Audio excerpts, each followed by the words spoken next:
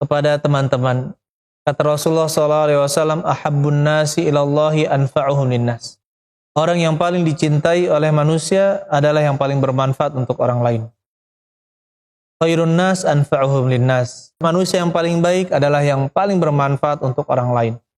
Bermanfaat kepada orang lain, gunakan apa yang kita miliki. Jadi jangan berkata, saya tidak bisa ceramah. Ya siapa suruh ceramah kalau tidak bisa ceramah? Saya tidak punya ilmu. Ya siapa suruh menyampaikan ilmu kalau kurang ilmu? Lakukan yang bisa kita lakukan. Kalau kita punya harta, bantulah dengan harta. Kalau kita punya kemampuan, punya skill, teknis, gitu misalkan. Lakukan dengan itu. Kalau kita punya kemampuan untuk berdakwah lewat media, berdakwah lewat media. Jadi, jangan berpikir dalam membantu dakwah atau bermanfaat untuk manusia ini dengan sesuatu yang tidak kita mampu. Pikirkan apa yang kita mampu, lakukan. Dan la tahqiranna minal ma'rufi syai'a. Janganlah kamu menganggap remeh kebaikan sedikit pun. Walaupun misalkan hanya membagi selebaran dakwah. Allah Subhanahu wa taala berikan kenikmatan Islam. Allah Subhanahu wa taala telah berikan kenikmatan Islam kepada kita. Nah, sekarang apa yang kita sudah balas?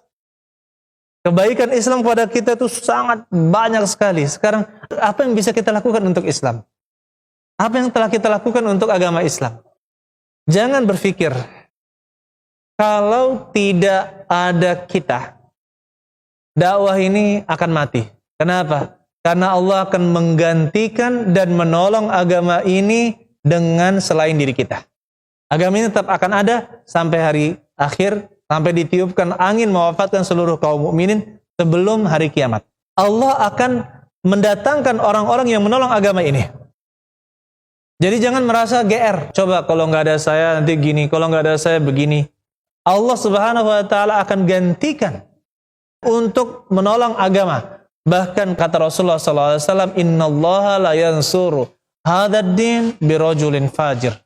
Sesungguhnya Allah akan benar-benar menolong agama ini walaupun dengan orang yang fajir, pendosa. Walaupun dia pendosa, bisa saja Allah dengan sebab pendosa tersebut, Allah jadikan dia, meskipun dia pendosa, dia bisa menolong agama Allah Subhanahu wa taala. Jadi jangan berpikir bahwa kita telah berjasa di dalam dakwah ini. Kalau kita tidak ada, Allah akan gantikan yang lain. Nah, sekarang kesempatan ini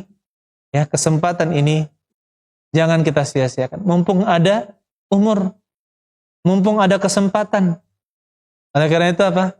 Kita jangan pernah bosan untuk terus berdakwah.